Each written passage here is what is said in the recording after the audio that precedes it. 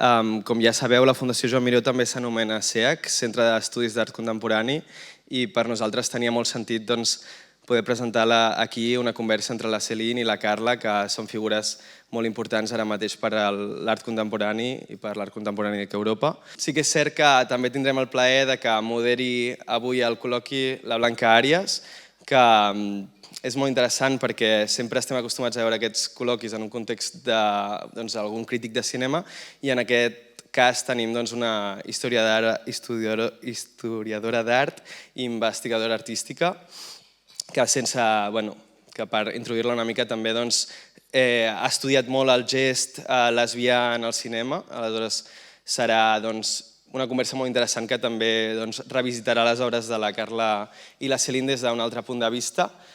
Doncs amb tots vosaltres a la Fundació, la Blanca Arias, la Céline Sciamma i la Carla Simón! Tothom de peus!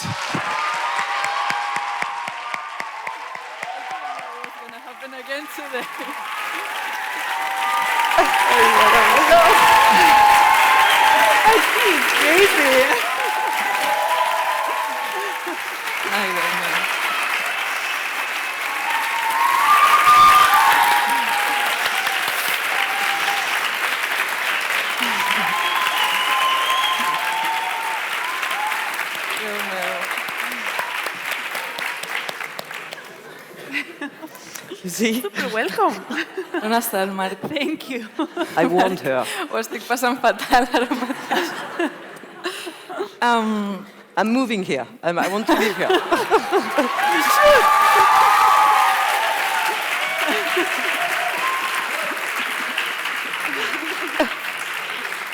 I feel like Céline had the whole Spanish experience with this. No sé quina història us ha explicat el Marc, però estic segura que són tot veritats i coses boniques. A partir d'ara parlaré en anglès, però volia dir que em sento molt afortunada de compartir aquest espai amb persones que estan produint ara mateix, perquè moltes vegades els museus semblen mausoleus, més que espais vius, més que vivers, i és guai poder tenir dues persones que estan vives i que són joves per parlar amb elles, que també se'ns dona bé fer de mèdiums a vegades, però és una mica més complicat. Okay, I don't know if you want to say anything before starting. Okay. I will read my questions because I have this temptation to write an essay every time I wanted to ask you something, so I'd rather read it.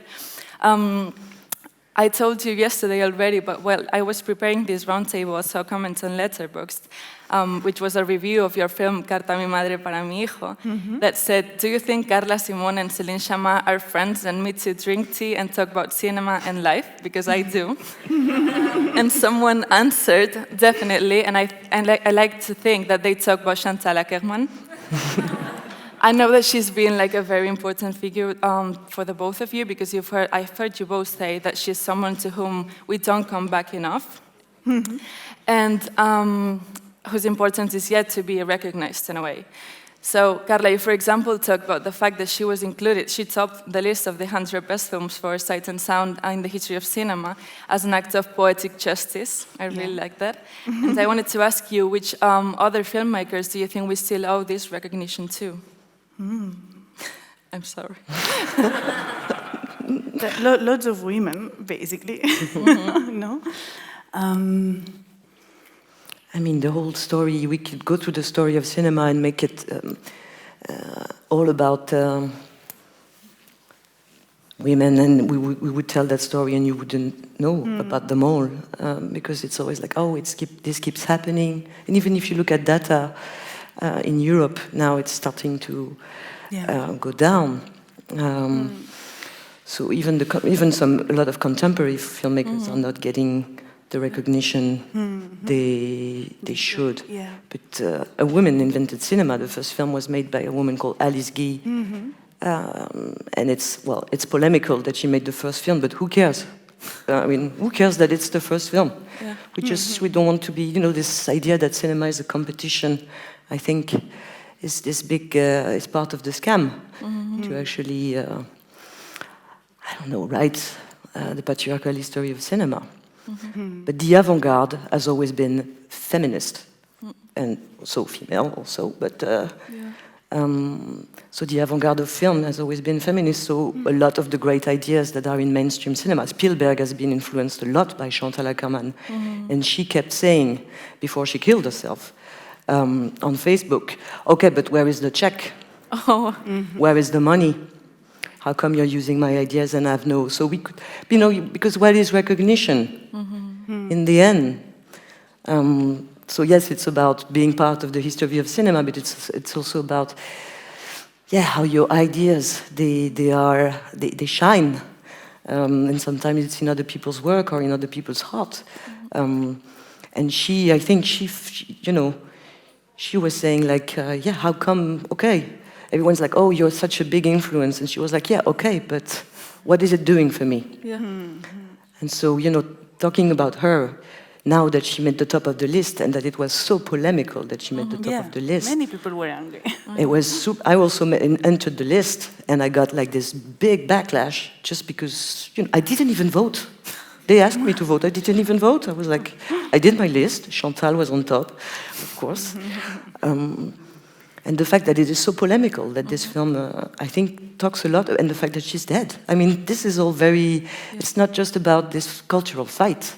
It's a fight for our lives and how we want to live our lives and how we are able to make films.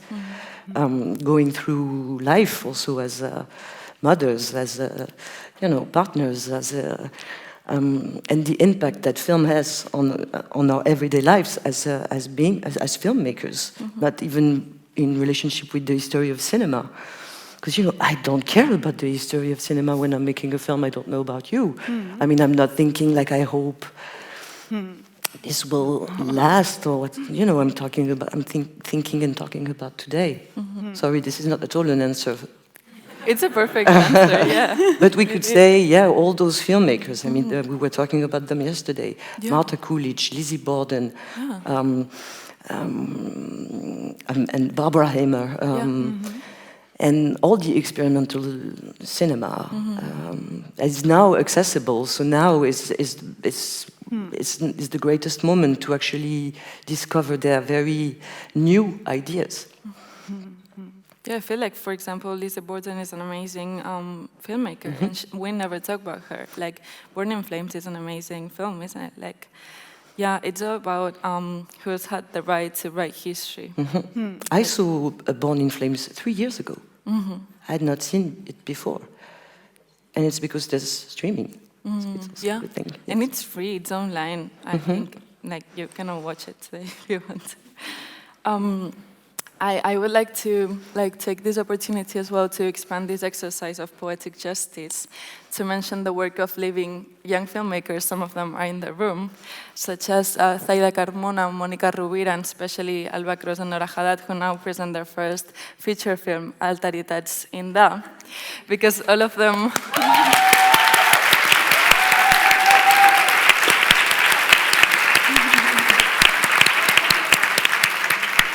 because they're doing a very important job in weaving lesbo-feminist memory, and it really is a pleasure to be able to learn from their way of looking at the world and their radical generosity. And in this sense, I believe there's a generation of female and LGBTQIA filmmakers emerging with a lot of strength right now, and that's not only important at the level of representation, which it also is, of course, because you represent for someone the embodied possibility of being a lesbian or a woman and a filmmaker at the same time, but also because this displacement of the subject also implies a displacement in subjectivity. So I wanted to ask you, in what way do you think the appearance of feminist film or the feminist perspective in film contributes to a paradigm shift, both inside and outside of the industry of filmmaking?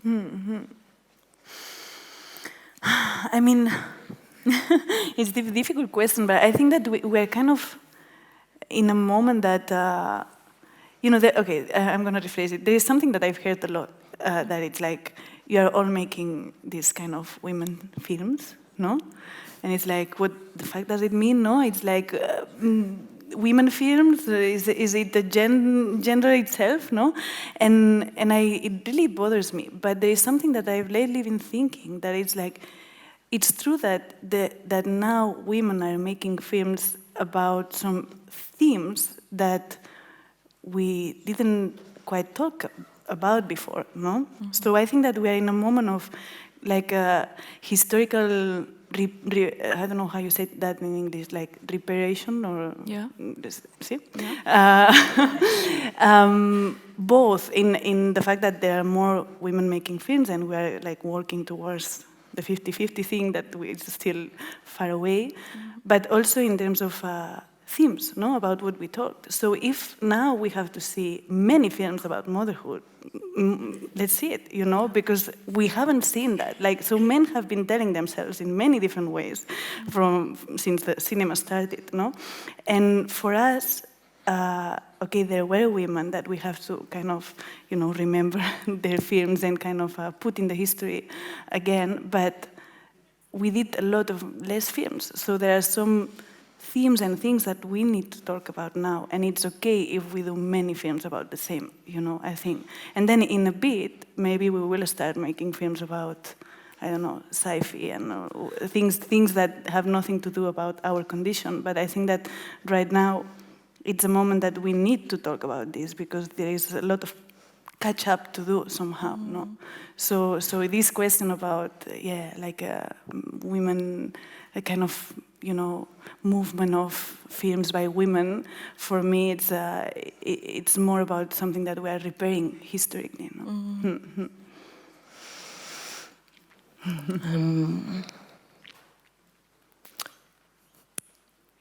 How can I... Because you said, I of course fully stand by what Carla said, and how could I add something to this? I think it's, I mean, the first film made by Alice Guy in 1896 was called La Fée aux Choux, Cabbage Fairy, and it was about babies being born out of cabbages. So that was a representation of motherhood. And it's the first film. Yes, and it's the first film. And I think also, when you talk about themes, of course you're right, like, but it also, if you look at something that hasn't been looked at a lot, like for instance, motherhood, then you will have to ask yourself questions that haven't been thought about that much. Like, how do I look at this type of relationship at that time and space? So obviously your contribution to the language of cinema will be new. And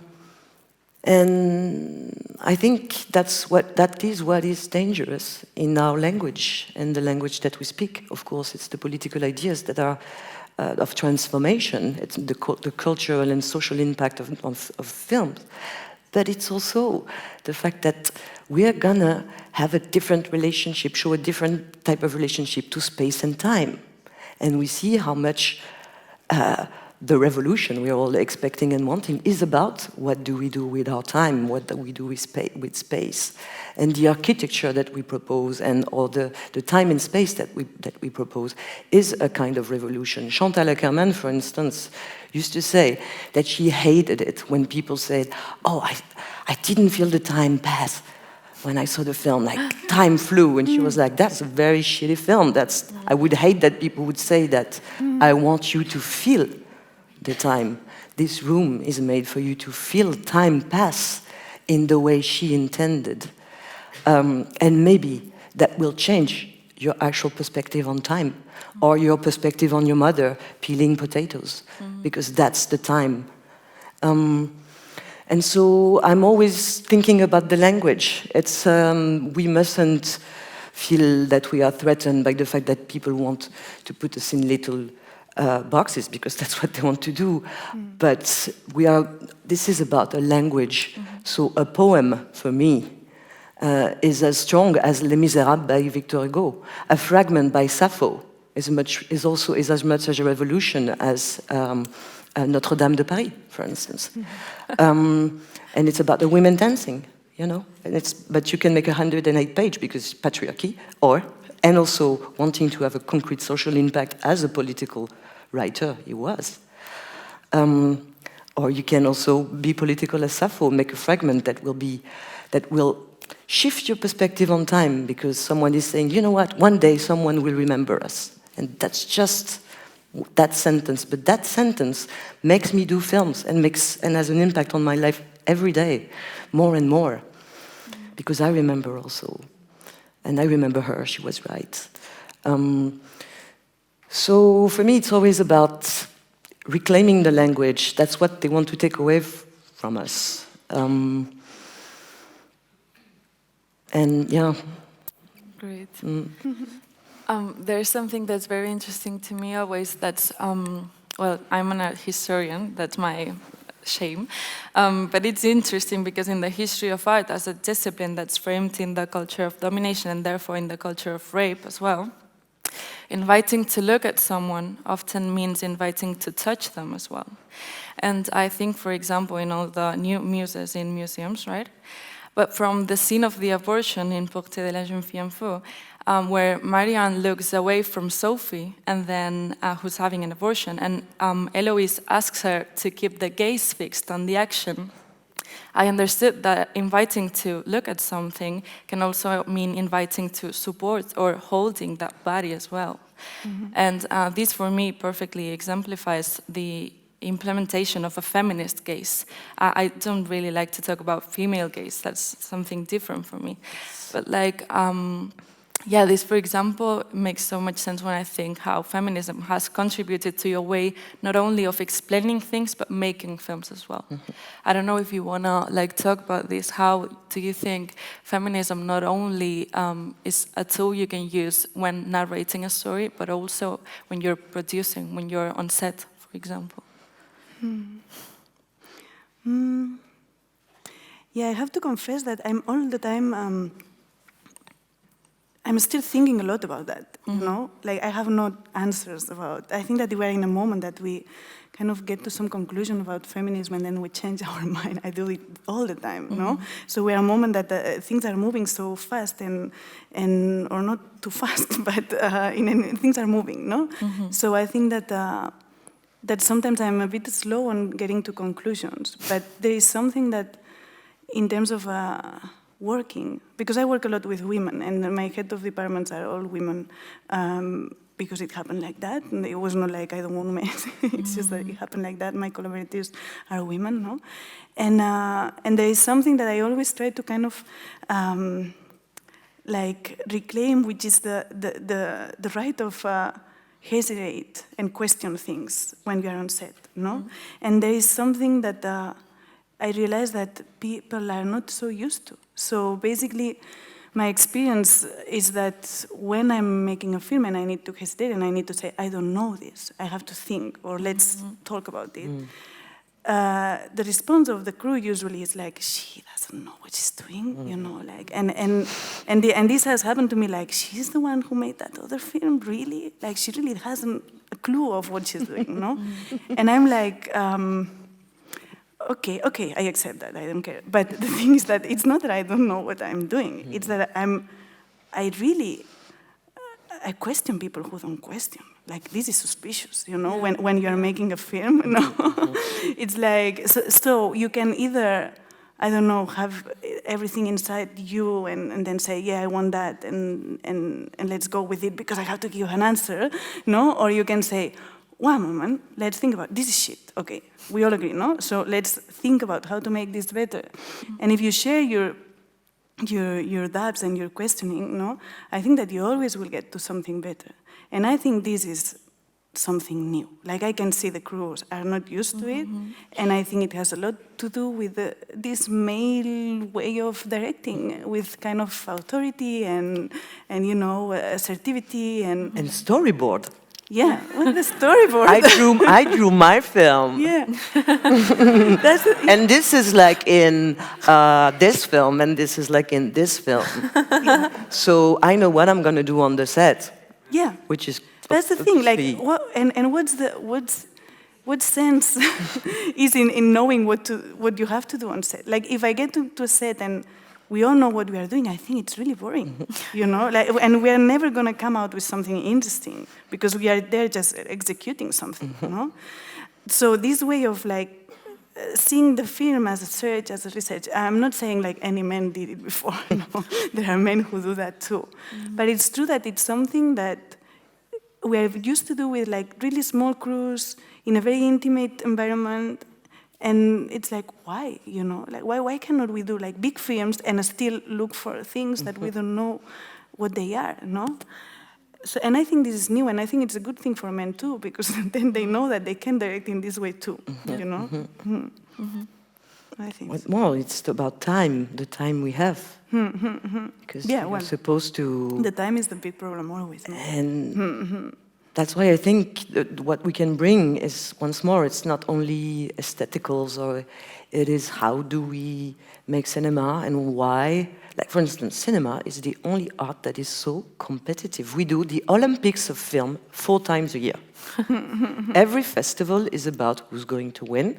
It's the same with money, and it is speculative because when you win, you have what they call bumpers. It means you win more. So if you win the Palme d'Or, then you have sold your film to every country, there's a bumper, you will get like 20% more money.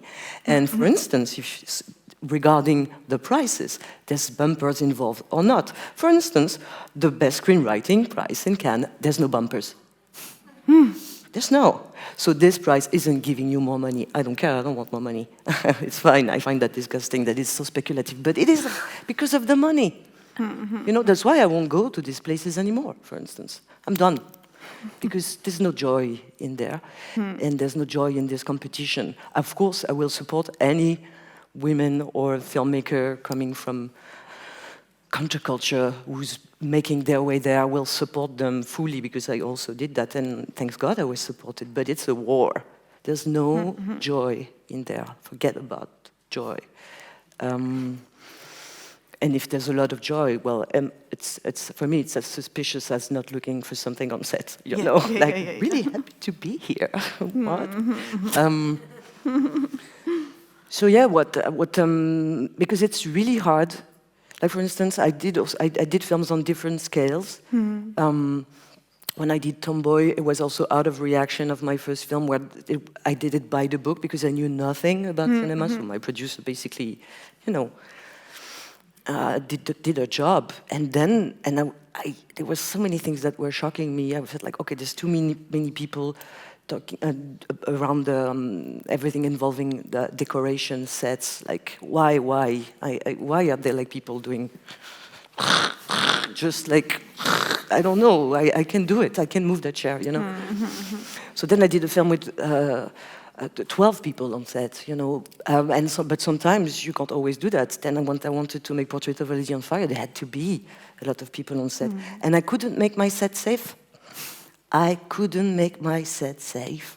I failed because there was this guy that came up at the last moment. I didn't read the script, and was, you know, not a good. And I wanted to get rid of him, and I couldn't. Because he was part of the machinery team, and there was solidarity, he was an older guy, you know. And I was like, I'm failing at this. That's why I don't want to make film, because there's such a protocol, such a hierarchy, such different between wages, that it's really hard to make that place yours. And that it is a safe place for workers. And like when I'm thinking about my next project, I'm really thinking also in terms of how do I do it out of this system? How do I find a way that this hierarchy and this abuse, because you know, when we're talking about the feminist revolution, I agree that we are living a moment, a special moment, even though we are saying that we've always been there, our ideas have always been there, you know. When but now, there was Me Too. And that's a big difference, that now it is out there that it's a very abusive place, and that it is also promoting abuse in a way in its culture. And now we know that when we talk about perspective, where do you speak from, with what kind of money, it's all about, it has a lot to do with this. So I think it's a way to not doubt our fights, but still question ideas. is to look at the means of production and how do we make things and who. But we share something that is quite special, is that we are working with a producer who's like this is I mean really important, that which means you're going to grow together, adapt. And this partnership, I think, is what I would advise in the old world, and maybe in the next, I don't know what the producer would be in the future. But I think that's also why we are in good health, mental health, is that we are working very closely with the partners that understand us. This is super important. And because also it's about how to preserve yourself, no, in places where kind of are pushing you to change somehow, no? Because that's the thing. Like sometimes on set, I'm like, this look is really bothering me, and it's gonna make me take a decision that I don't want, no? And it's this look that you have to kind of say goodbye, no? Or change, no? And changing this look is also possible, because I think that here is the work of everyone, no? That we have to do somehow, no? And for me, that's why it's super important that, you know, that you become strong somehow for this look, to say, okay, I don't have to bear this, you know, this should be out, but now it's here, so I'm gonna tell this person, look, yeah, I'm hesitating, you know, and this is how it's gonna go, so just get used to it, no? So I think that it's a path, but you can do that when you obviously are with someone who is supporting you, because if your producer is no one, like, is like somehow also hesitating, you know, or questioning you, then it's so hard, no? Yeah. So little by little, but yeah, I think that the crews are not really used to this way of doing things, no? And it's a lot of things mixing. It's not just because of women. It's also about industry, no? And about, like, when I finished my first film, I said, I never want to listen again this sentence of, this is how it's done. Like, I don't care how it's done. Like, how it's done, what? You know, like, each film needs its own process. So this is how it's done. For me, it's something that nobody should hear, you know. And I don't think this has to do with men or women. It's just like, you know, first film, and yeah, you go by the book, and then you kind of, when you finish, it's like, okay, I don't want to go there again.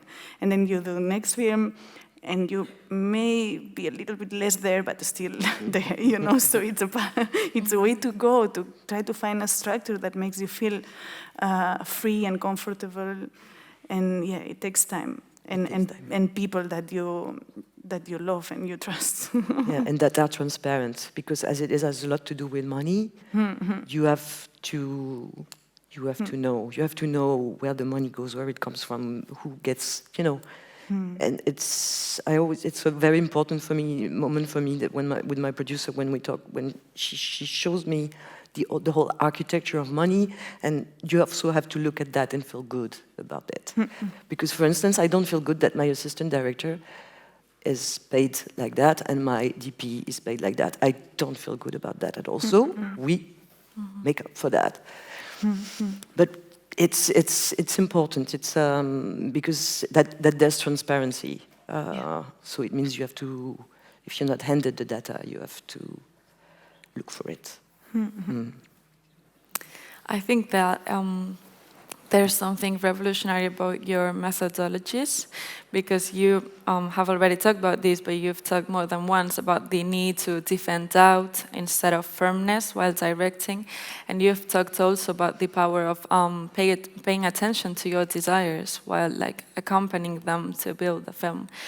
And in both cases, there's like this strong defense of honesty with oneself, and also towards you, what you want to explain. And that is clearly not learned in film schools. And I wanted to ask you, where or how do you learn these other ways of directing that are basically directing with care and affection? Where? I don't know, because I think that it's just listening to myself, no? Because I wouldn't know how to do it in another way. And so I studied in London a master's in filmmaking, so this is where I mainly learned something about film, and how to make films. And when I came back here, I didn't know anyone. So everything was super new, the crew was new, so I don't know, for me it was very important to little by little understand my way of doing things. And being very close to my friends, I think this is something very important, because they remind you who you are and, and what you want to do. And, the film friends, so the people that you've grown up with, watching films and sharing ideas and all this, And for me, this has been very important, because sometimes you get lost, to listening to people, even with the script, when you do workshops and things like that, or you talk to many producers, whatever, you can, or even when you are editing, So at some point, you get a lot of feedback, and for me, it's super important to go to my friends and say, okay, you know me, you know what I'm trying to do here, watch this or read this, and tell me your truth, Mm-hmm. And I think that for me, it's equally important, my friend's opinion, than, I don't know who, big name opinion. Yes. I have the opposite strategy for the same result. I have very shitty friends, and I don't trust their advice. No, it's not. I think it's important that people know that you're a Scorpio and you're a Capricorn, right? You're a Capricorn! I am! Oh my God, this is a perfect pair. That just makes sense. like I hate people. I'm sorry for the exposure. No, I mean...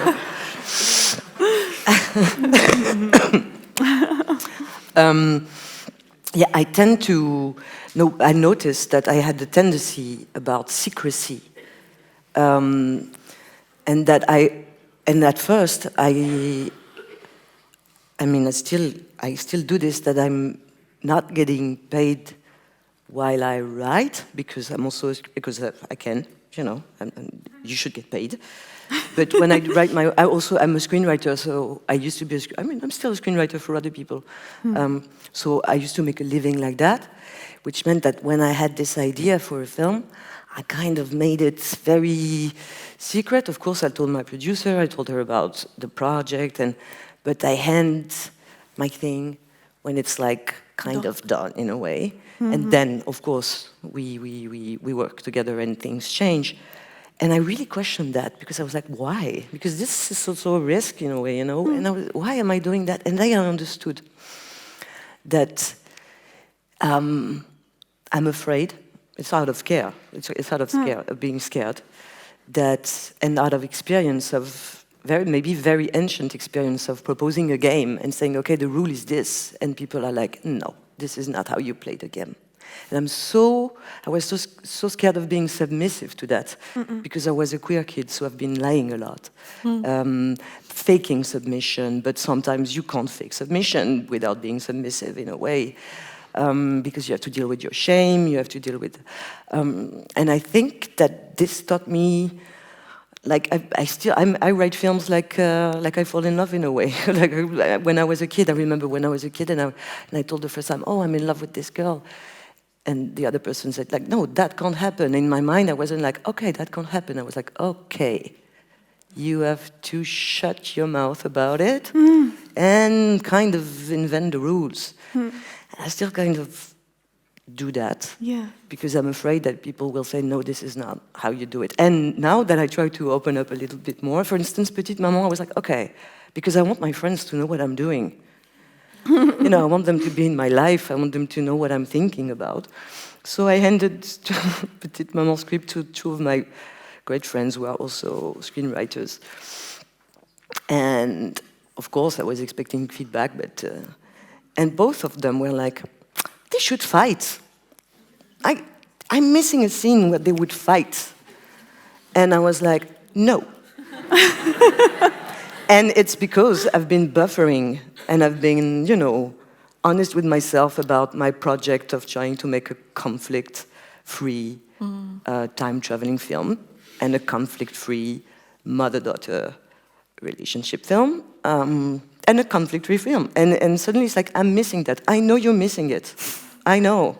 I'm missing it too, because you know what? You never feel like you're writing more than when you're bringing conflict in. It's like, oh, I'm writing. So it's very counterintuitive.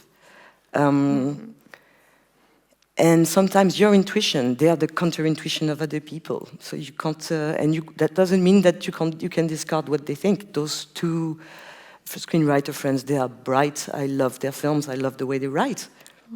But this is just not my game. And I don't even remember the question we were answering. I don't remember. I ask a question, but you can answer whatever you want. Yes, but I don't know if I'm done or if I must speak more. You're done when you want to. I actually wanted to ask you something that's kind of related to this, that you're very trained in attentive listening because you've worked with non-professional actresses and especially with children. And I think you practice a very horizontal way of looking.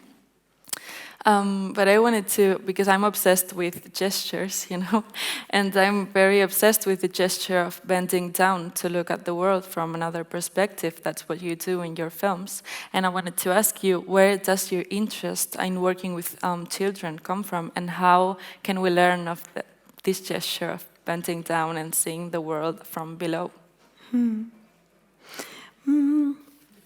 Yeah, I mean, for me, children's look is always very cinematic, no? Because they discover the world, and it's very mysterious the way they discover it. They don't fully understand, well, we neither, no? But they don't fully understand everything. So the way that they look at the world, it's for me a very similar way to the way that we tell films, no? That we don't fully show everything, we just do it bit by bit.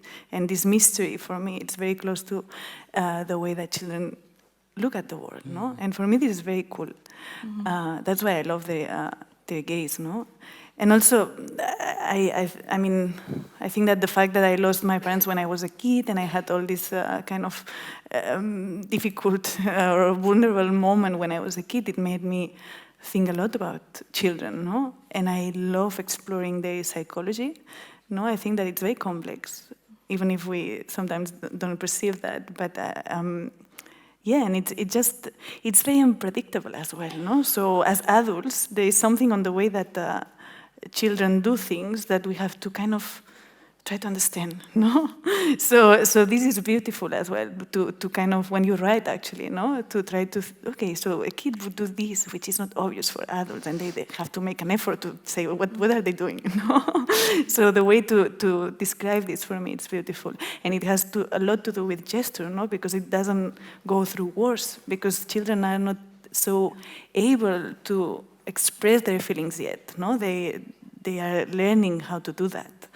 So this lack of words to express themselves, I think that make them do like weird things, no? that are very interesting, that it's through gestures that you are like, okay, what does this mean, no? And for me, this is very, very interesting when you write. Plus, I love working with kids, so this is, yeah. For me, they give something that adults cannot give, which is like, it's very playful, no? So for the tone I look for in my films, which is like this kind of natural feeling, when you have kids, it's so much easier. It's hard, of course, because you try to make them do whatever you want, but they are always alive, no? So you can be safe on this. If you want alive things, and you have kids on set, you'll have it. And it's also better for adults, because they kind of forget about themselves, no? And this is very interesting, because when actors think a lot about themselves, no? And they are so self-conscious. So when there is a kid there, it's like, yeah, they have to tend the kid and forget a little bit about themselves. And I think that they also become more lively somehow. Yes. Yeah. Yes, I agree that the kids, they bring this horizontality to the set straight away. They bring a different form of ethics, and they put everyone in charge. I used to believe that I wanted, that I used to think that working with kids was a way for me to, as I had the opportunity to make a film very young. I was like 26 when I made my first film. And I didn't know nothing about it because I never made a film before I made my first feature film. So, and I felt like, okay, I want to work with kids because otherwise, like if I work with this actor who's like super professional and also super paid, and the hierarchy they will be there, and I won't have the time. And I was all about actors. You know, I owe my love of cinema to actresses. So it was a surprise also for myself that I'm not going for this, and still not, you know, because now I meet the actors that I admire and talk about cinema with them, but I'm not into this casting process, which is quite a surprise. But I felt if I want to discover and try out something, I have to be equal with someone, and I don't think I can be equal with Isabelle Huppert. I still don't think I can be equal in a way. But then, working with kids on different films and also getting the experience of working with professional actors in between, I really felt it was the same. I was always doing the same job. And now I feel like, and I always thought, yeah, I'm making films with young people because I'm young, I was young. And now, you know, I might not shoot with children anymore. And then I was like, no, it's nothing to do with youth. It has to do with kids are the best characters for the films I want to make, because their gaze is, you put it in beautiful words, it's another way to say it in a more Scorpio way. They are dependent. They depend on their curiosity. They didn't choose, they land somewhere, they are in the middle of a love relationship that has nothing to do with parenting. They don't know if they're safe or not. They are dependent of other people in some time. And you know, and so the way they are looking, I think, and trying to understand is always vital. And it doesn't mean it's tragic. It can be, you know, but their curiosity, there's like, you don't question the fact that a kid is looking.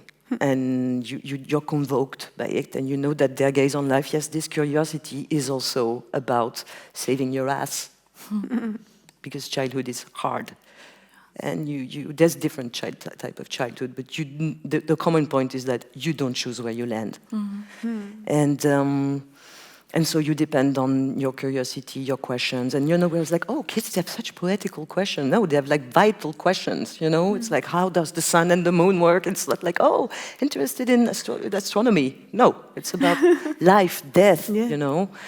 And and I try to write characters for them where they feel politically respected, and you know, I did Petite Maman during the process of COVID, because I think we all saw how kids and our elders, they were like treated like second-class citizens, and kids, they are always instrumented by the political, and especially the conservative, you know, so that we're banning books, right, from libraries right now to protect kids.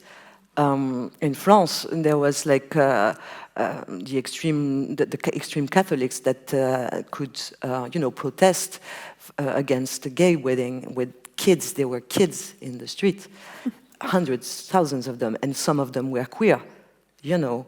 And so, what about their gaze? Like, if I had to do a film about that, I would obviously look at the kid who's like questioning authority. And so now my perspective on working with kids is much more filled with this idea. Also because I had the luck to write for kids. I wrote an animated film called My Life as a Zucchini. I'm not going to say it in Spanish like yesterday. And it's all about orphans and kids who have been, you know, going through sexual abuse. And it was, you know, you have to design it for 8 to 10 to 12 years old. And how do you talk about that? And it was adapted from a book that is a book for grown-ups. And I really, really spent a lot of time thinking about how do we say the truth, you know? And the story in the first scene, the kid kills, murder his own mother. So I really, really asked myself this question very deeply, and I saw the impact that it had on kids, because suddenly, you know, the room was full of kids, and they were like. And so now, I always design my films secretly for kids, but the kid that sneak in through the door, you know, and watches the film like that, and is like, oh, this is not for me, but this is for me. And now, I designed them for them to be in the room, really, fully. And this is also what still gives me confidence and hope in the power of the language of cinema, is working with kids. And especially, I chose not to have kids, but to work with them. So now this is a life commitment. That's good, yeah. I chose to have one and work with them, and we'll see how it goes. I would love to work with your kid, Okay. so that you can, you know, I work with your kid, then you write your film, then you... That could be cool, yeah. I mean, because I think a lot that... we have something with Manel. I think we... If it's to you, I would allow you. Okay, because great. I wouldn't allow anyone, actually.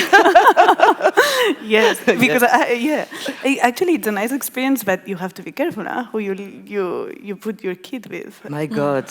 Yeah. It's like your flat, never landed, but so your kid... never landed for a tournage, for shooting, yeah. We keep asking things to people that we wouldn't do because we know about this business, but we know we're good. No, but it depends, you know. If it's to you, yeah. Okay. We can do that. Yes, and there's good workloads regarding kids on set. You can only shoot 3 hours a day with them, which is... So it puts you in this dynamic where suddenly it's not the same relationship also on the set. Relationship to time. There is something very interesting, actually, that I discovered working with kids, which is, and that there are some heads of department that kind of get really pissed, which is that your department is not the most important one anymore, because there are 2 kids on set, no, that we all have to work for them somehow, no? So this idea of, because the film has these departments, they don't talk to each other, they fight, whatever. But then when suddenly you have like someone very vulnerable, and everyone is there with them and focus, we're not going to wait for the cloud. It's okay, we're going to shoot, you know. So this is cool, because suddenly it puts everyone in another situation that it's new.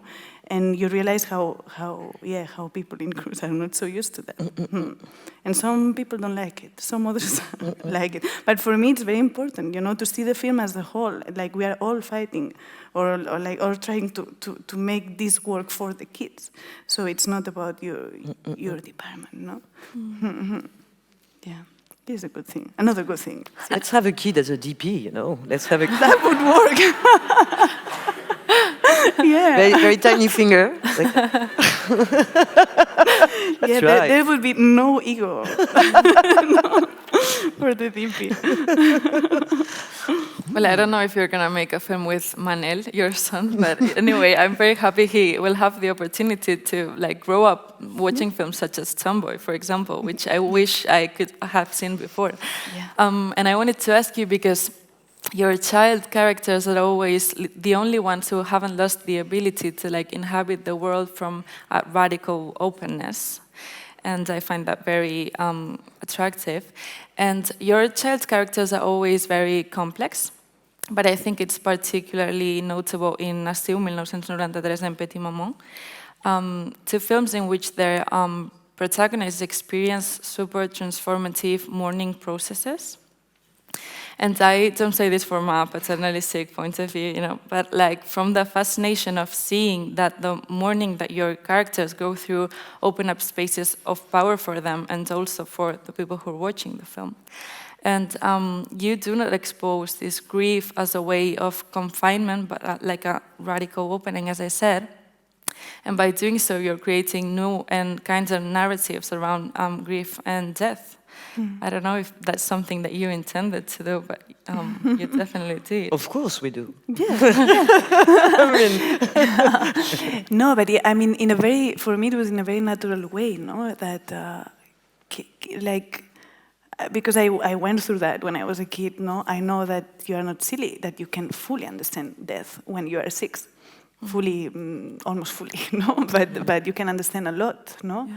So, yeah, for me, it's very strange that the films that don't have this other side of kids, you know, that the kids feel very instrumental, you know, like they are there for like, naive and innocent, and no, like we are very dark from when we are born, no, and we can understand a lot, no. And there are films that did that before, I feel, like yeah, I learned from some films that for me were very good reference to kind of portray children in their fully, I don't know, in a very complex way, no? And this darkness, it's very important. Because we have, like if we are honest with ourselves and we really try to remember the kind of thoughts we had as kids, you know, like it's really, like maybe we didn't do something, but the thoughts that crossed our mind, I don't know, maybe they were even darker than now, you know. So for me, this is very interesting, no, and related to death as well, no, that we could understand a lot. They can understand a lot, and you see it in Petit Maman, no, the conversations they have. Is yeah, I felt they could happen, no. They would be this way. Yes, we could ask the question the opposite way, like how come people are so insincere? How come some directors are so impersonal? How come is it about fetishizing cinema? And it's part of their project to actually have that kind of condescendent look on kids. Yeah. And it tells a lot about the relationship to society, to kids, and patriarchy to kids. And so I think it's very important when you say it's coming, it's just, I'm just respecting my ideas. I'm respecting my memories. I'm respecting my perspective on the kids today. Because it's easy in a way, you know? You should do what is easy for you. That's the most difficult thing. The most difficult thing to actually follow your intuition and be like, yeah, okay, it's not because it's easy that it's not deep. It's not because it's coming easy that it's... and now I'm trying to do that all the time. And kids, they put you in that mood when you're like, always, when you address a kid on a set, you're not going to be like, okay, so this is going to be like really hard. You have to, you know, it's like, okay, this is easy. So the scene is, because it's always about moving in a space. So you enter and then you do this, okay. And then you're in the same mood and you're like, and you know, sometimes it's just one take, because sometimes it's just one person going from a place to another. It's about a gesture, and it just happened that it's good. Yeah. And you just have to be like, okay, that's it. Bye, okay, thank you. And everyone's like, what? You're like, yeah, it's done. Or it's like, oh, this is not working. Okay, we're not doing it. What? Yeah, we're not doing it. It's okay. It's easy, it's okay, no, it's okay. It's not that premeditated. It's sometimes it looks like we're doing this big conspiracy, you know? Yeah, no, that can be simple. And that's the thing also, like when you write things that don't feel natural, a kid tells you, because it's not going to work. So you put a kid doing something strange, not strange, but something that doesn't feel natural, and it's not going to work because it's not logical, and their logics are really honest, no? So you can tell an actor, okay, do this, this, and that, and they will do it. And then you watch the rushes and you're like, fuck, this is so weird. But with a kid, it's never going to happen because they won't do it, you know? So suddenly it puts you in a situation that it's always going to work somehow, because if it doesn't, you just cannot shoot that, no? And that's cool. But they also have ego, of course. The only thing that the kids, they have ego, this is more of a joke, but the only problems that I had on a kid that I was like, please do this, and they were like not doing it, was running. Running not as fast as they could. Like, you run, but she's running. Like, for instance, when they meet in Petite Maman, it's like, so, okay, there's the rain, and so well, the character you just met was probably your mom as a kid. So she had no problem with that. Yeah, of course. And then you run, because it's raining, and you follow her, and she's taking you to the house, so you have to follow her, so you have to be behind. Yeah. First take. So it's a long take, and there's like fake rain and a track shot. Yeah. And it's the second day of shooting, and so they go, and then the camera pans, and we watch them disappear, and it's time. And I was like, no, why? I mean, she's like, well, I run faster than her. It's just like that. Yeah. It's like, yeah, but... And she was like, she wasn't happy at all. And I had the same problem on Tomboy. I was like, okay, so you run, and I didn't have a track shot because we didn't have it that day. I didn't have any track shot outside on this film. And so I was like, okay, I want you to be always at the same distance of the camera. I want you to run like that, banana, so that we create the optical illusion and not too fast. But it will look fast because the camera is panning. I promise you will look like amazing when you run.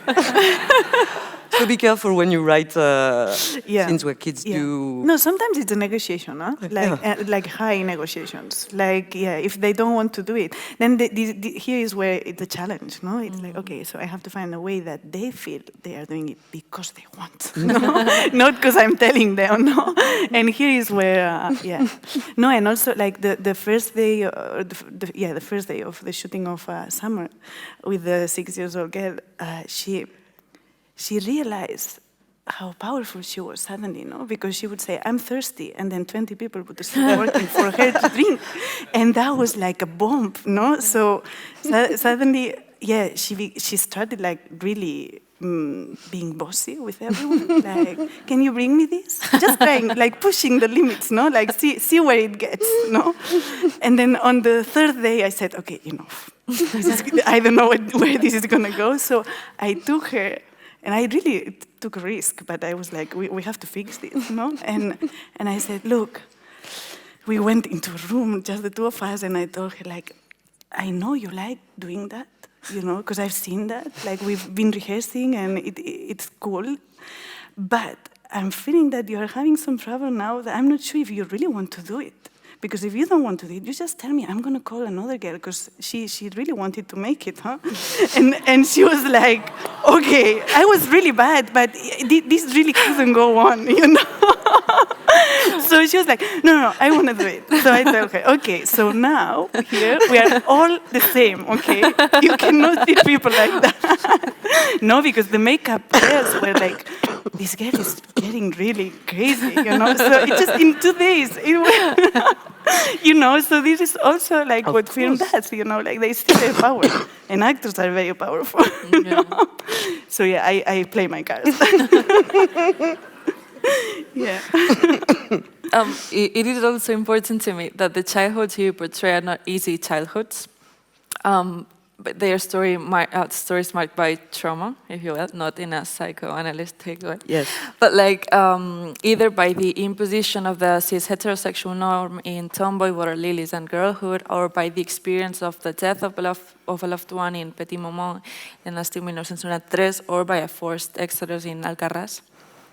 And I believe that due to the relationship between you and like your biographies and these characters, there's something like nostalgic about the decision to pay attention to these stories and not other stories. And I wanted to ask you if you see any potential in working with melancholy as a methodology, or like a starting point.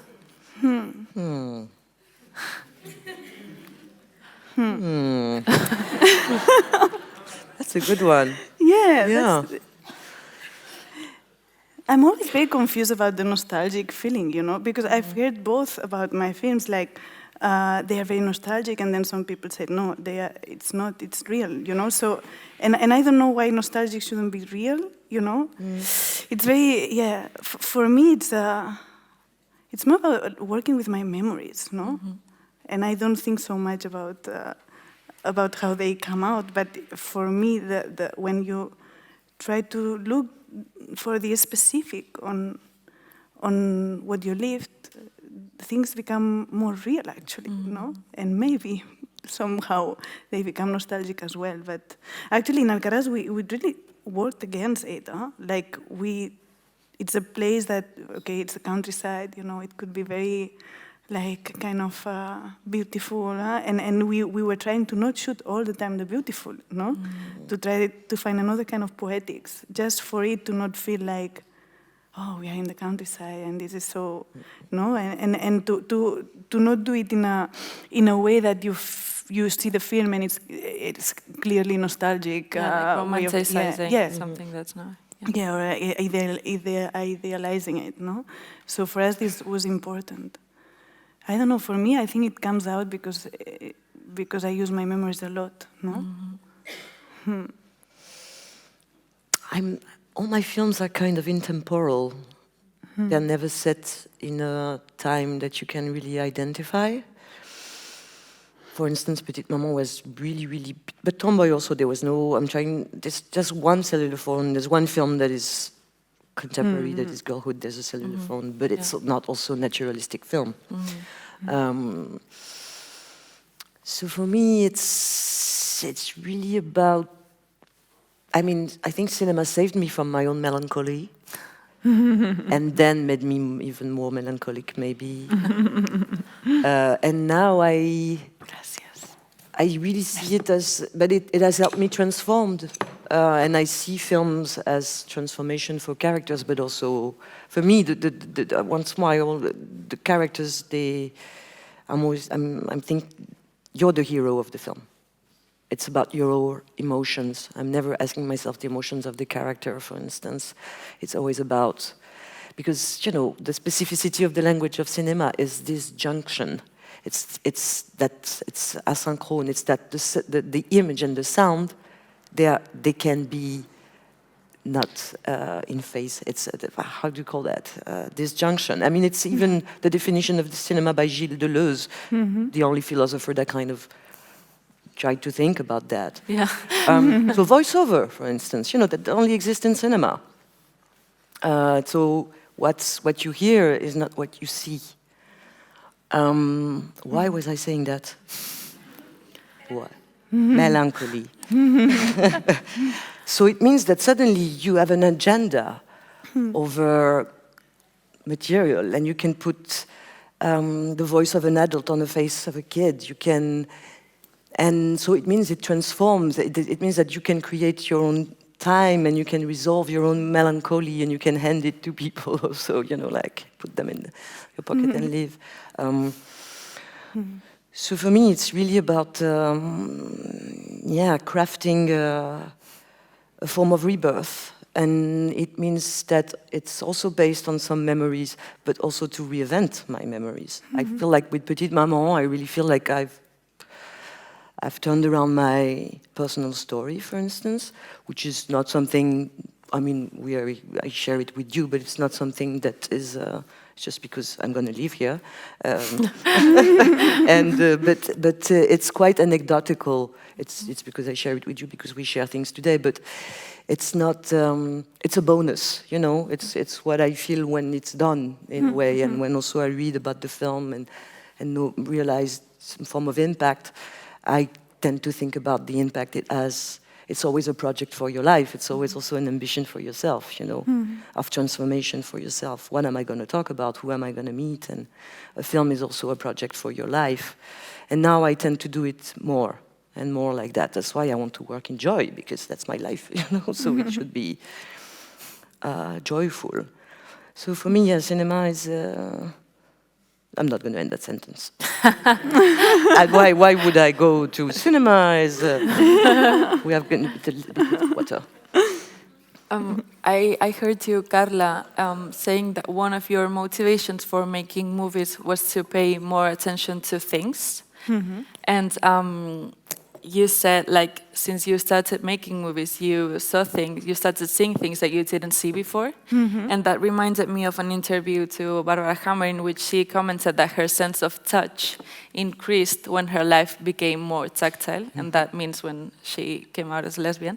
But I think this opens up like a very stimulating field of possibilities, because actually what this allows us to see is that your artistic practice is kind of enabling to develop some sensory and intellectual faculties that were latent in you or in anyone else, but like that we otherwise haven't seen the light. And I wanted to ask you, how does your artistic practice inform your perception and vice versa? Yeah, you know, I remember something lately that made me think of what you're saying, that it's when I was a kid, and I live in a small village, no? I was raised there, and we would go to Barcelona to visit my grandparents or wherever. On the way, there are many villages, no? So my mom would ask me, so which village did we just pass? And I was like, I have no idea, you know? And she would be like, you have to pay attention. You have to look at things, huh? Because we just passed the poster of that village. And I was like, and this stuck with me, like, I don't pay enough attention to things, you know? and somehow it always went like, because my mom used to say this to me more than once, you know, like for some other reasons too, you know, you don't pay enough attention, no? Sometimes I think that I just was in my own universe, you know, so it's not so bad to not pay attention to things, you know, not necessarily bad. But this thing kind of made me think a lot of like the importance of observing, no? And my mom is a very good observer. Like she's scary sometimes, you know, because she would say like, okay, this friend of yours, this is not gonna go well. Oh, wow. And I'm like, and it didn't go well, you know? Like usually she reads people so fast, you know, that sometimes I don't want to know, you know? So, but she showed me like how important is to just look, no? And then I started like practicing this, no? When I was older, like I love, like when you're in the metro watching people and trying to understand their relationships. Usually it's obvious, but sometimes they're hard ones, no? Like, okay, so these two people, why are they together? And I want to know, you know, and sometimes I would ask them. But this thing about, like, looking at the world, no? That it's something that I think we just don't do enough, no? And we learn a lot from it, no? And I think that then, little by little, and I think that it was really after making Summer that I started talking about what I was seeing. Because sometimes you watch a sunset, no? And it's beautiful, but you don't say, wait, one sec, look, this light is incredible, don't you think so, no? So you don't share it, no? So I think that for me, making films has become this as well, no? So to be able to stop and share beauty in the world, no? And also little gestures that between people that I, like, honestly, it's true that I grew up in a big family, and in this age of like 12, 14, when you start realizing that adults are fucked up somehow, no? This age was so important for me, and I'm just I love gossips really much, no? So I wanna. That's why it's also fun to watch people, no? Because you're like, okay, so what's going on here? So with my family, this is where I developed this more, no? Because they wouldn't tell me, they wouldn't allow me to know what was going on. So I have a big family. They fight, they love each other, but they also fight. So I would be looking at them, and so why is she crying? What happened? And then I would be all the time asking, no? And then I remember after like a big. Like family meeting, I would go home and ask my mom, like, so what happened with that? So I think that these kind of, it's the gossip is what really leads me to kind of tell stories about people, you know? but it's also a way of looking at the world, and I find that the fact that when I'm writing is a moment that I'm very aware of these little things, no? And because I'm kind of hunting for little details that could be, like, sometimes it's a gesture, I don't know, like I remember the other day that my mom put something on my sister's plate, no? Like, because she knows she liked it. And I thought, this should be, you know, and sometimes like things that that are very, very small, but you think, oh, I get it, and I keep it for a film. Sometimes you don't put it, but it's just good to have a list, no? Yeah, I see it as an investigation, as a big investigation, childhood. And being a filmmaker also is still being an investigator. It's a concept, but it's investigating. Yeah. It's like, what happens? And it's like, that's why in Petite Maman, I really made her a little detective when they play, well, she's a journalist, because I always believed that journalists were investigators. And I think I was right. But yes, it's always, that's why I feel kids characters are amazing in films, because they are little investigators. So it's basically a small detective, private investigator looking around things. I think to answer in a different stage, like how film impacts the way I look, what strikes me, and I'm sure it's the same for you, it's like, especially in post-production. So editing, sound editing, sound mixing, color grading, and Foley, you know. Oh, how are you? I'm passionate about those steps. This is the moment I enjoy the most when I'm making a film, but it has such an impact on my dreams. What I hear, like when I'm in the process of doing all the noises, like, this sounds like I'm really obsessed by, I wash my hands and I hear the water. And then when you're in the editing process, you edit your dreams. Yeah, crazy. So it's like, okay, now I'm gonna put this side here. So you edit your own dreams and you're like, you wake up, you're exhausted. So it really switches your perspective and puts a focus, and that's why I enjoy doing this film, because you get to, you can have a focus on someone's face and behavior, and then it will be a sound you fully create because you want the glass to sound aggressive when it does, and the fact that we can still write and get obsessed with new ideas, and that the language expands like that. I think it's what is amazing about film. Because suddenly you're going to think as a musician, suddenly you're going to think as a... And I love that this process is so invisible, that, we are picking the birds that you will hear, and of course maybe you will pick the birds that you heard in that specific place, because they are very, but also, like, I like hirondelle, and I don't like... I don't know about birds in other languages, I'm sorry. I like that kind of sound of bird, and they are not, sometimes I put birds that are exotic in and you can do that because it's all about the frequency and this whole secret, once more, of this language, this subterranean language, especially with the sound that we are creating for you to not hear but feel, I think is where cinema is one of the most sensual art, because it's thinking about all the others, sometimes too much, but it has this very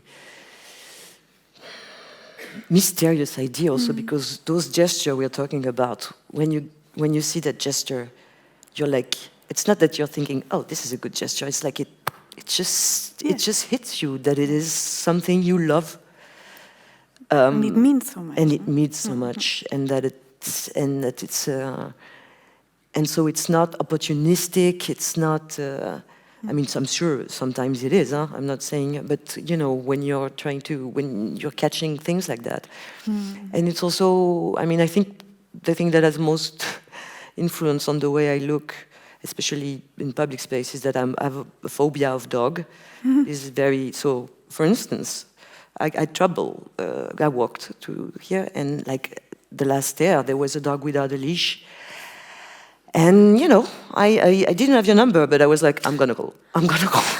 So that someone, come and pick me. So it's at that level. But so on my path, I'm always looking at dogs, And so I'm always very, very aware. And for instance, as I was up, at some point, there was a dog barking to another dog. And so they were both there, so I switched, I changed side of the road, And I was up, and at some point there's another dog climbing in front of me, and he goes, and so there's a street like that, but I don't see it, right? And he goes, roof! And I'm like, okay, soon there'll be an entrée de champ, I don't know how you say that, you know, when the character enters the frame, a dog will enter the frame. Because that dog said, woof woof. That's how we say, that's how we bark in French. Yeah. What is it here? In Italian, it's bow bow? Wow, Wow, wow. wow. Wow, wow. Woof woof. So it went woof, and then this other dog came in, and it was like this very beautiful dogs, because I love dogs, you know, love what you hear. And it had this beautiful coat, pink coat, and it entered. And I was like, I knew it would happen, that there would be this entrée de champ, because it's for my own safety, but also this choreography of the street, for me, is based on the presence of animals. And when it's dark at night, different times, kind of type of threats, of course. But the biggest threat is this, for me. And so each time I knock on the door of someone I don't know, and if I've been too shy to say, like, do you have a dog?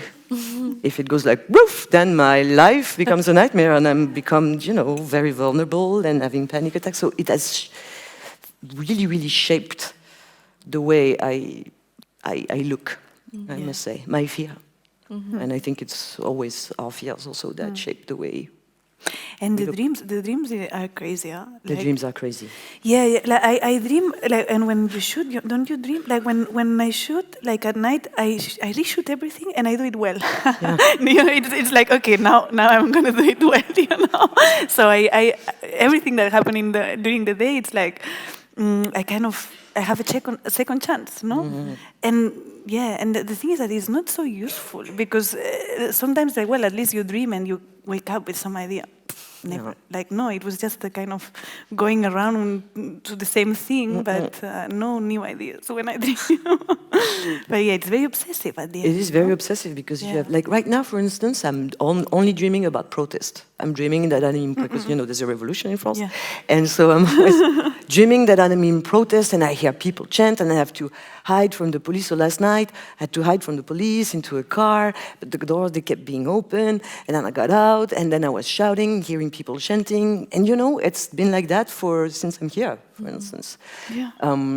So it also means that cinema is traumatic in a way, in the way we make it, that we have to focus so much on something that is, that we are obsessive. Yeah, yeah. That's why we do this job. But this is even more obsessive. This puts you in a even more obsessive position. And you got to love that. Because or change it if you don't love it, but it's really invasive. Yeah, it is, and you can get really stuck on some decisions at some point. I don't know, when I have a casting decision to do, also the dreams are terrible, you know, and I can keep thinking about the same, like when I pee, when I'm doing something, when I, you know, all the time thinking about what decision I'm gonna take, you know, which is. It's something that it's sometimes I always say it's really tiring to be myself, you know, because sometimes, like, I don't wish it to anyone, because I'm really, like, all the time, and also because the way I work, that I need to see, like, a whole village to pick one actor, you know, or the whole, or a lot of locations, you know. I need to see a lot, because then I'm not sure. Just the opposite of that. Also. Yeah, I just see a kid, one location, and I'm like, okay, because I don't want to go to that process of this. I'm like, this. So if it's done, you know. Yeah, no, Maria, my producer, told me that you told her, and I was like, really, just. How do you do that? You sleep well? Yes, I sleep well. Yeah, I sleep really well, I must say. Yeah. But because, I mean, it's also a decision I took. Yeah, no, that's great. Really, it's really a decision I took. I envy you, because, my process is really tiring. Like, I work out of exhaustion. So when I say, if I see one more kid, I'm going to kill myself, then I'm like, okay, I'm going to take a decision, you know? So I really have to push, and my limits are they are not narrow, I can push it. So yeah, it's very tiring. So maybe we have to talk more because I need to learn something from you. And my producer will be happy. we can do casting together. They'll be like, okay, you got the part. You'll be like, what? Yeah, so it's just the first one. No, but it's also, I must say, it's my fifth film. So my first film, my casting process, I saw a lot of teenagers. But for the part of the swimmer, I only saw a terminal. And I was my first film, and I didn't even meet her. I saw a tape, and I was like, okay. Yeah. Also because I trust my casting director as my DP. You know, in a way. I'm not behind my DP with the like we talk about it, and then when I'm on the set, it's pretty rare that I'm like, no, except if it's not good with the frame that we changed. And I also trust a lot my casting director because we've done 5 films together, and clearly, she clearly has this eye, and she understands what I'm looking for. So it's also that, huh? Yeah. No, but also, I mean, it's true. I think that the more films you make, the more you trust your intuition, and it's something that sounds really obvious, but it's not. You know, like until you are not there, and you have to learn to trust your intuition somehow. Yeah, because sometimes I'm like, is this, do I really feel it or not? Or you have to kind of understand how you feel your intuition in order to trust, to learn to trust it, no? So yeah, and I think that sometimes I'm still on it, you know? Yeah, of course. Yeah. That's why I see many people. Does anyone have any questions?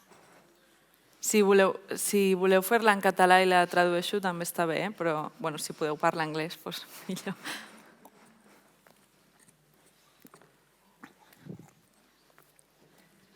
Hi, thank you very much for being here. I think it's a real privilege for us for hearing your conversation. I have in my memory one shot of Petite Maman where the 2 girls are playing and a door is suddenly open. One girl is inside and the other girl is outside. And there is the autumn lighting that comes directly through the window. And I see has a very beautiful impact, no? It's strictly cinematic, this image, no? And you don't see this in a TV show. It's cinema, no? It's like this special way of capturing the spectator's look, no? Could you talk about it? Or thank you. Well, I think the mystery of an image of cinema, because we're all trying to define cinema right now because it's dying in its industrial form, in its most and COVID has accelerated that. So we are all, and you can see how so many filmmakers are actually making films about what is cinema. Like even Spielberg is making films about, and how cinema is something you start making in your room. And so, I think we should all be very, very involved in thinking about what is cinema, because if we keep saying cinema is what is on the big screen, then we are basically not defending cinema at all. We are defending the posh way of seeing cinema, that is that a human algorithm tells that this goes on the big screen. So everything that is on the big screen is cinema, but some things that are not on the big screens are also cinema. And there's this mystery that when you watch an image to your laptop, if it's an image from a TV series, and I'm not despising that because I love that. So, and I find that but I know it. And if it's a film, I know it. And if it's a TV, if it's a great YouTube channel, I know it. So what is it? Because it's not the size of the screen. And I think it has to do with an intimacy you feel with an image. And there's a different kind of intimacy you feel with an image that is made film. Of course, there are also images that are officially films because there's a lot of money in them. So special effects equals, cinema. That's also a very valid definition, But this feeling that you could do a blind test of, like, is this film, is this not film, is this cinema, is this I think we would know, not just with a still, not with a mood board, with an image en mouvement, an image in motion. And I'm not categorizing those images. I'm not making a hierarchy between them. I just know they feel different. And I think we should focus on how does that feel, because I'm now thinking, especially for Petite Maman, I was thinking, okay, I'm doing this in the middle of COVID willingly. So I know I'm going to the virtual Berlin Film Festival. You know, I chose that because I felt like I'm not going to wait, because we need those cultural places to live, you know. And really enjoyed that, I must say. Also, not pressure, no pressure at all. And so I thought about the size of the screen, and I thought also, you know, kids are going to see the film. Hopefully, it's going to get in the school system. It does. It's starting September 2023, so, you know, more than 100,000 kids saw Tomboy in their school, more than that even. So this is going to happen. So I thought, okay, maybe they will see it on a tablet or.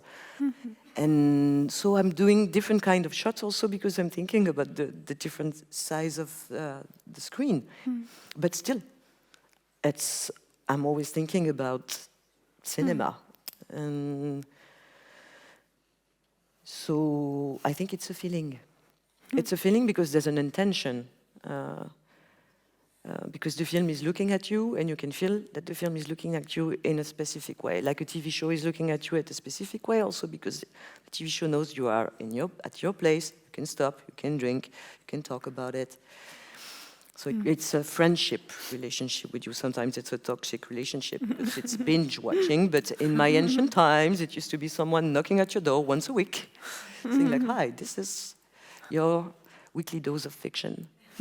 And there's a relationship that builds to this. And I think the relationship to cinema is about this feeling that you have, that you're thinking, oh, this is cinema. And I think that's the feeling I'm always trying, you know, in my films, I want people to get out and say, oh, I like the film, but I also want them to get out and think like, cinema. You know? Sometimes you read a book, you like the story, you feel like it's a great book, you would recommend it, but sometimes you feel like literature, you know, what it can bring to the... So I think all films should be about the language of cinema and the exploration and the love of that language. Yeah. And I also think that it has to do a lot with, I mean, I don't know, maybe it's too mystical, but on the soul we put when we make a film. Yes. You know, there is something that it doesn't work this way on a TV series that it's many people and, you know, and not all of them, obviously, no, but mainly. So there is something when we make films and independent films that, yeah, that it's a piece of us, you know, as a director, but also for the crew, depending on how they are involved, for the actors who are there. I don't know, there is something about the commitment of making films that for me transcends the screen somehow. And that's why sometimes that's why it's cinema. And this is, I don't know how to explain it, no? But it's there. It's gestures. It is gestures. And a series of gesture and a protocol of gesture that produce this kind of language. So it's those steps of decisions that are very specific that makes you feel like someone is watching something. Yeah, and why you matter so much about what you're doing. Something happens there, no? Some kind of magical thing that transforms this into cinema.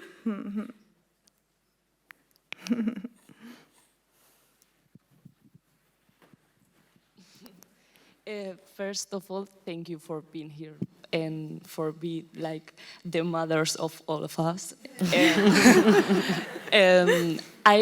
Well, before we have been talking about trauma and memory, and I would like to ask you, some of your movies talk about this, like being a girl, a child girl, and being gay, or like AIDS and that stuff. And how do you break your own wall and for talk about your own trauma and for your family trauma? Like, how do you make the first step?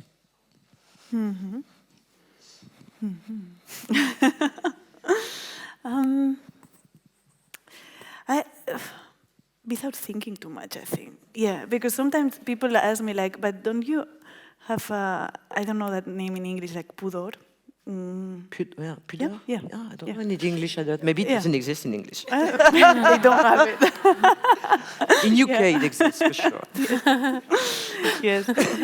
So that's no, and I'm like, I don't know, maybe not, but for sure, like for me, it's the way that I just wanted to tell these stories, or I want to tell these stories, no, and I don't think so much about what people are gonna think when they see it about me. I don't know, like this is far away from the moment when you start writing or thinking about the film, no? So for me, it grows from a necessity I have to tell something, no? That I really want to express this, and so I don't think so much, and I think that this also helps to kind of just be honest with yourself. I think there is something very important that now that I come after like so many months of promotion and talking about the past, no, and the film that it's done, and I'm like with many people all the time and expressing myself, no, in just exposing myself basically. There is something that it's so hard to do, which is like go back to your own feelings and find yourself, no, and to do that, I need to go back to my cave somehow, no, and don't do that. What we are doing now, don't do it too much. Not today, it's a special day, but in general, like stop doing that, no, and be rooted, you know, to my place, to my family, to my friends, in order to be able to go back to me and understand what I want to tell and how, and this is how I think that honesty comes, no? Because you don't think so much about like who's gonna see it, what they're gonna think, and if you are like getting naked, it doesn't matter, no? Because it's something that you feel you want to tell, no? Mm-hmm. And trauma is common. I mean, it's systemical also. So it's happening to you, but it's happening. And so you will be speaking for others, and so you can find community also. I mean, in life, obviously, but also in thinking about it. And you can hide where you want, because usually, and especially, I mean, yeah, trauma is systemical. Trauma is not an accident. It is something that is structured and that is going to happen. I mean, some traumas are accidental, I'm not saying, but when you're going to write, you know, you're going to create this perspective. So, of course, it includes, fiction includes an architecture and a system of its own. So there's a lot of ways to actually be playful. And you have to have a project for yourself with that also. For instance, with Petite Maman, magic realism makes it a very gentle way to talk about a relationship between a mother and a daughter. But, you know, my questions, they are always also like little poems, and sometimes they are. And in a sentence can look very dark and also can be very light. Like, for instance, for Petite Maman, I was thinking about if I met my mother as a kid, would she be my sister? And I think the poem in the poem that I had in mind was also this mysterious sentence that is, how many mothers were actually sisters? This can go really deep, because how many mothers were actually sisters? Because, you know, a woman would have a young girl would have a child very young, and so it would not be a child, but would be a brother. I mean, this, but it's also how many mothers were sisters, because, you know, going through the same trauma, for instance. So you have to be playful with your idea that it contains multiple realities for cinema, even though it's coming from your own very accurate and strong perception and memories. you can be playful with it. And that's what's beautiful about writing, that you can save yourself and save a bunch of people if you get looked at. So it's a beautiful job, very transformative, and it's. But you should. There's also a concern, and I see that because I'm going a lot into cinema schools. And there's a concern that also you should have. That is like, will my story will be treated well? Beware of the trauma that you could get by not being protected or going into an industry that could harm you. So, of course, we are all thinking about independent cinema, but even within independent cinema, you know, with how precarious it is. So I also feel a concern about, will I be, with my personal story, will it be treated well by the world? And I never asked myself that question, for instance, when I was a student in cinema or whatsoever. And I'm seeing this now, and I'm like, wow, this has changed. So I'm learning also from, you know, there's a new way there's also new approaches about that, I can feel. Because people are aware that there's violence in the making of films sometimes. Yeah.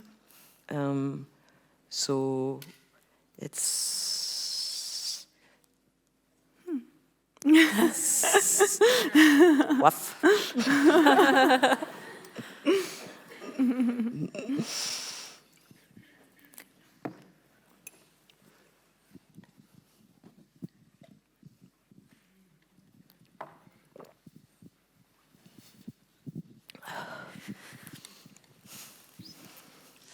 Hi, thank you very much for being here. I admire you all, so it's a pleasure for us to share.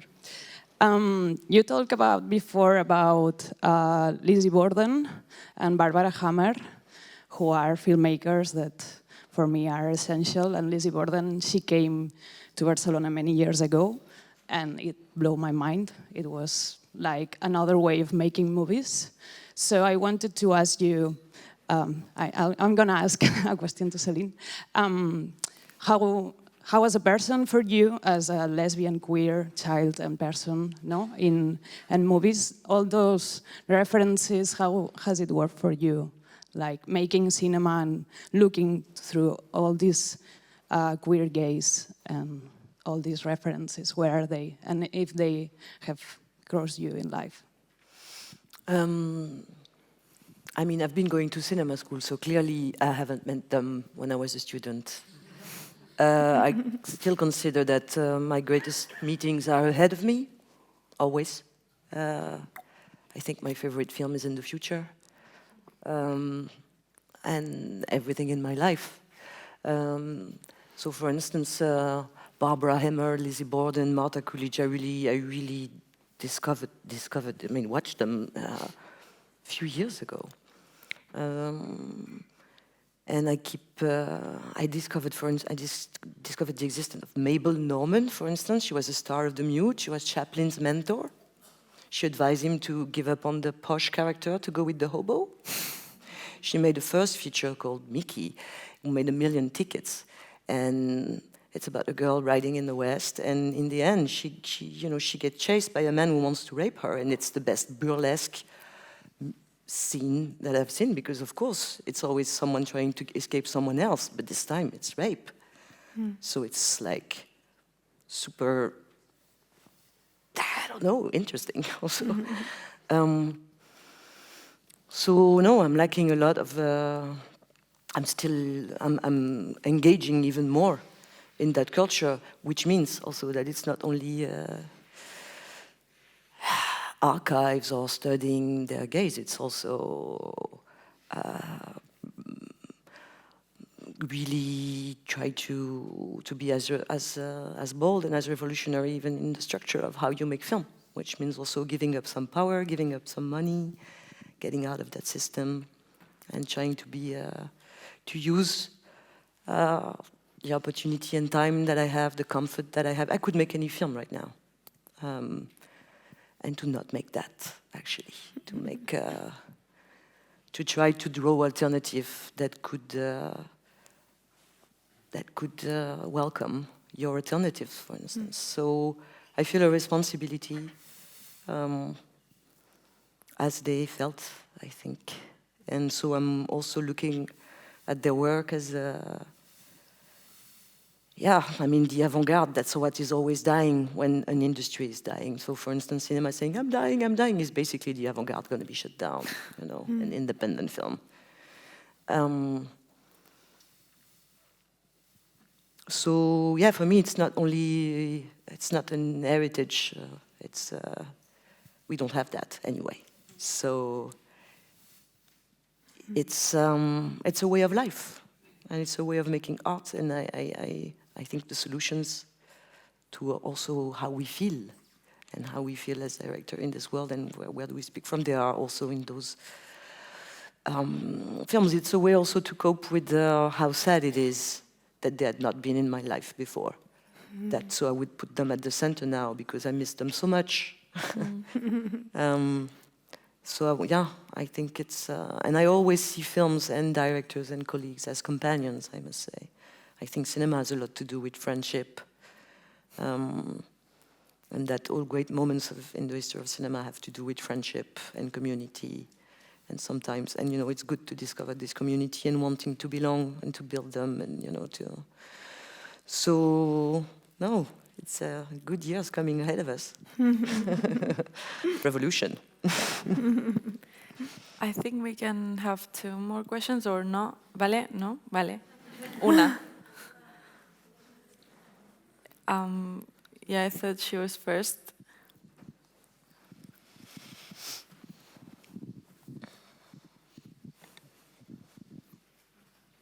Hi, thank you for everything you said. And I have the notes of everything, because everything you were saying was like, oh wow, I need to write that and keep it for the future somehow.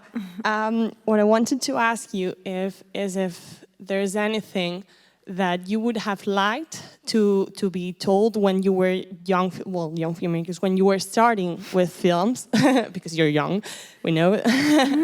But if there was something you would have liked to heard, or to have heard, or that you would tell yourselves now, like if you could go back in time and tell yourselves, hey, you're doing good, or whatever, like you would like to have heard at that moment. You should feel good about what you do. And I come from a culture where clash on the set, French, piala, this idea that there's power dynamic on set, that if they don't arrive, you're not working in a way, this idea of, this kind of tension.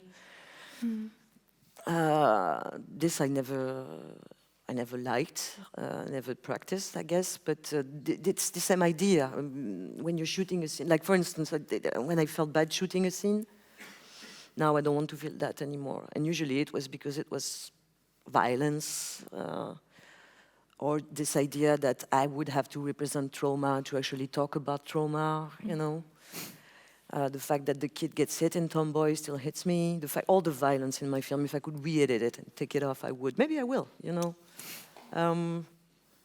Just also to see what it just maybe for myself, just to see, So this idea that you should feel bad when you work because, it's cinema, and it's and it happens that you feel bad, and it means that you're working because you are negotiating with a lot of things, because being a director is also being like a manager, and blah, blah, I think. A diplomat. Yeah. So, yeah, I would have said, I trust your guts on the set, which doesn't mean you have to be maximalist. But if you feel bad, it's a good sign. It's a bad sign. See? I even do lapses in English. Amazing. Yeah.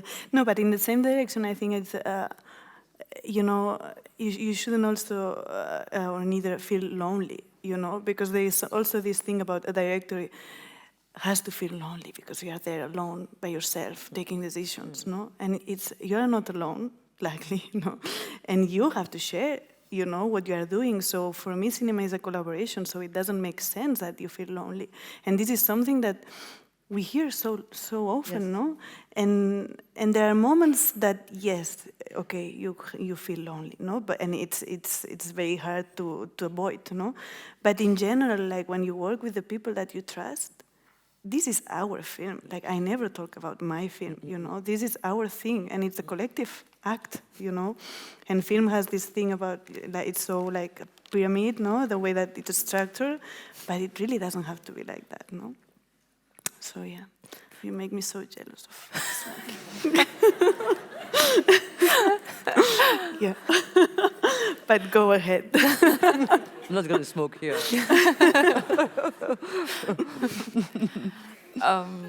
I think that's it. Thank you very much.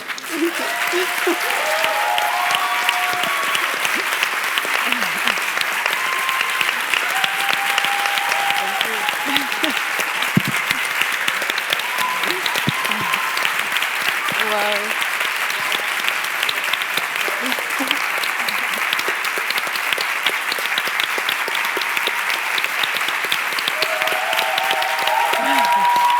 You have to come here. This is a fun outro as well.